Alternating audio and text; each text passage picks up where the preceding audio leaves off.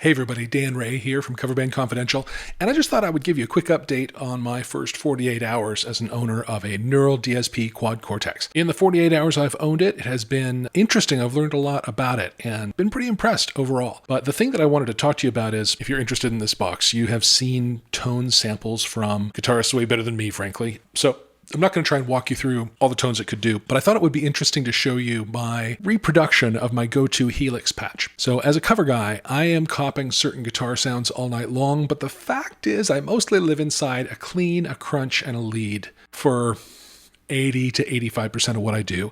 And then there are some certain special purpose tunes that need special purpose tones, and so I have things set up special for them. So I just thought I'd walk you through what I've built here. It took me about an hour to build this. There are some ways I think that the Quad Cortex could learn from some of the UX improvements that the Helix has gone through in firmware over the last few years, but the tones that it puts out are, I think, really, really excellent. Now, I'll be very clear with you. I built these tones sitting here at my desk, listening to them in my in-ear monitors, not at gig volume, certainly not in the context of a mix.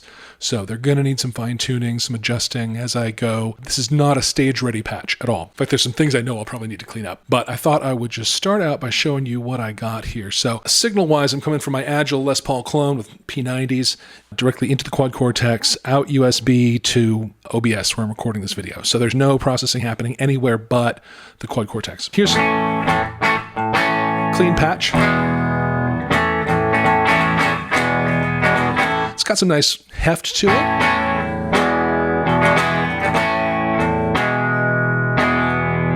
And for this, I used the D-Cell H4. It's a diesel H4 channel 1 amp. And I use that throughout this patch. It's the only amp on this patch. But this is the kind of thing I do with it.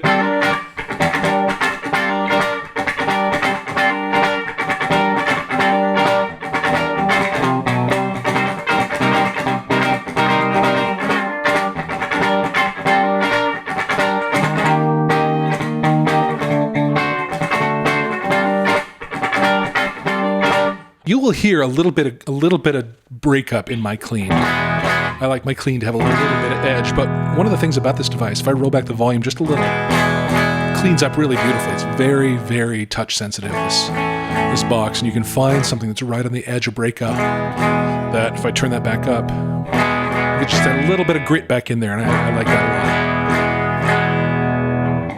All right, so for my grit patch, these are actually scenes inside one patch. All right, so that's the clean scene. My grit scene, I've added on a blues driver, a little more than half of the gain, and the tone rolled up just a little bit.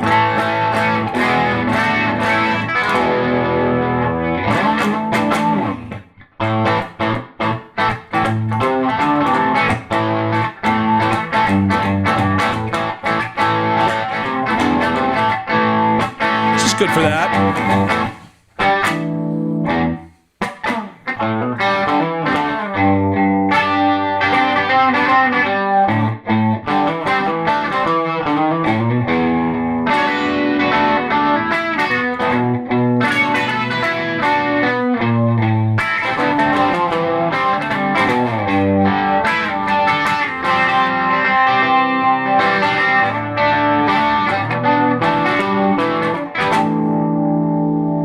So I might use it for that.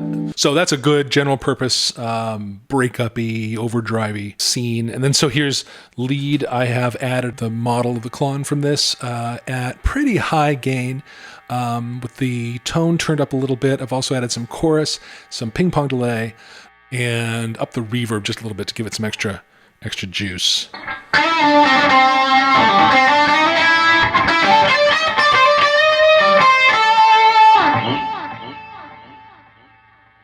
I might roll back the feedback length of those delay trails. That might get a little muddy in a band, but.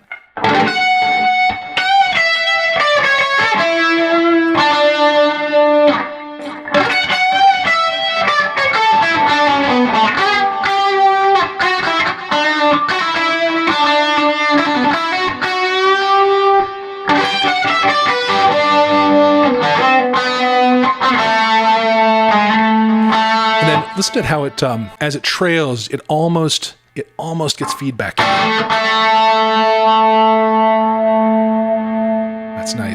It's not quite as good as that Digitech Freak Out that I like so much, but it is very nice and very tactile, very nice feeling sound. It's hard to describe that to somebody who's just watching you play it, but it feels like there's a real amp somewhere. It's very nice. And you feel that way with the Helix too, but this is how I would do that middle part of Lagrange too.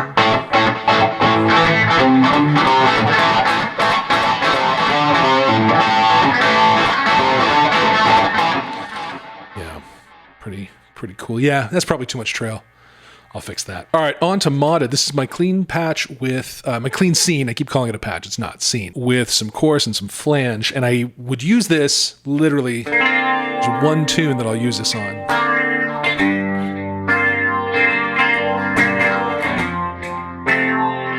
I do have a little bit of that ping pong delay going. Just to fill the space a little bit.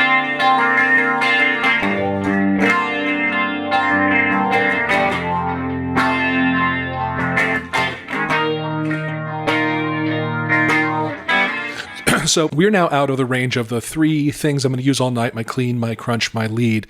We're now into special purpose tones for special songs. So this obviously, Purple Rain needs that modded, wavery sort of sound. I don't take it quite as far as on the recording because I feel like in a live setting it gets kind of muddy, but enough to hint at it, enough to make you remember that it sounded a certain way. My next one that's for a very special purpose, although I sometimes pull it out just for fun when improvising, is this auto wah that has a envelope filter on it. And I literally invented this patch because I needed it for a cover of Use Me by Bill Withers.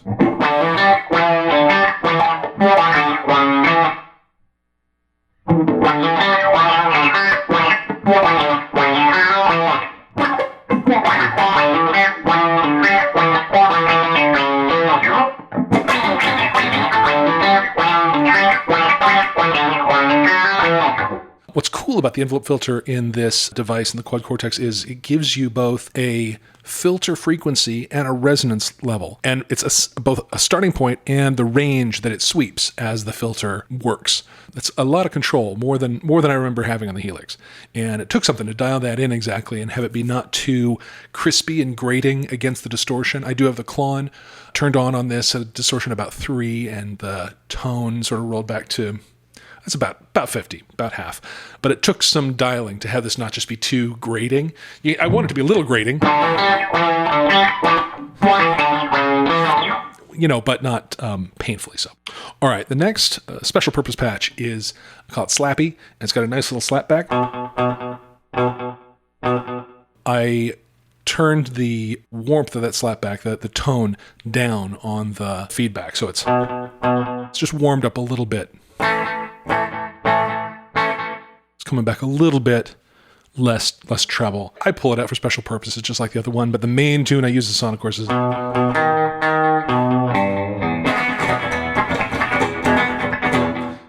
Yeah. Folsom Prison. And the little slapback is nice there, and then the slappy grit is what I use for the solo on that.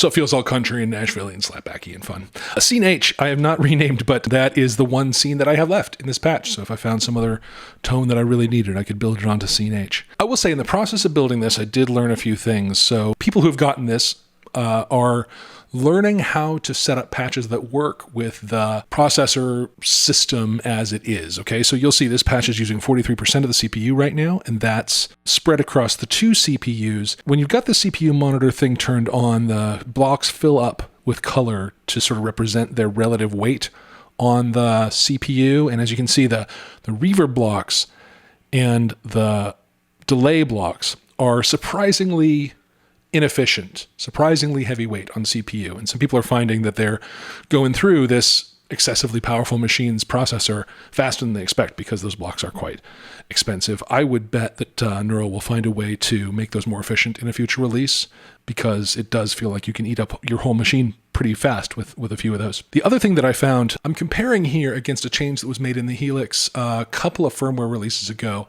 to make it so that there's a setting that when you have your scenes all built, changes that you make don't save to those scenes. Or if you flip the switch, they do.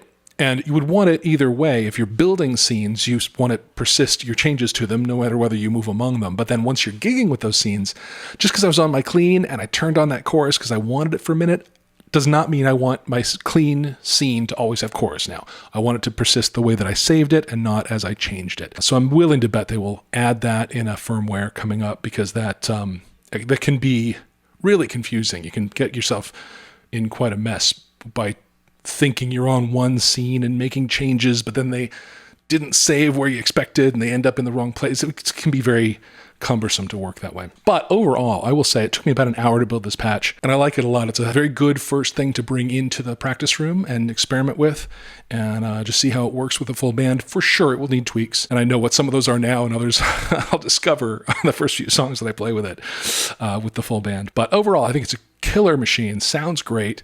Feels great to use. And overall, I'm happy with it. It's not going back. If you are still interested in it but didn't make the pre-order, it does look like they're now back-ordered by several months. Apparently there's an electronics parts shortage. I was not aware of that, but there is. These are going to take a while for them to get back in stock and shipping again after the pre-orders are fulfilled. Any questions I can answer about it, hit me up either in the comments here or hit us at coverbandconfidential@gmail.com. Happy to answer any questions you have or try things out for you if you'd like. Anyway, here's me, Dan Ray from Coverband Confidential. Have a good one.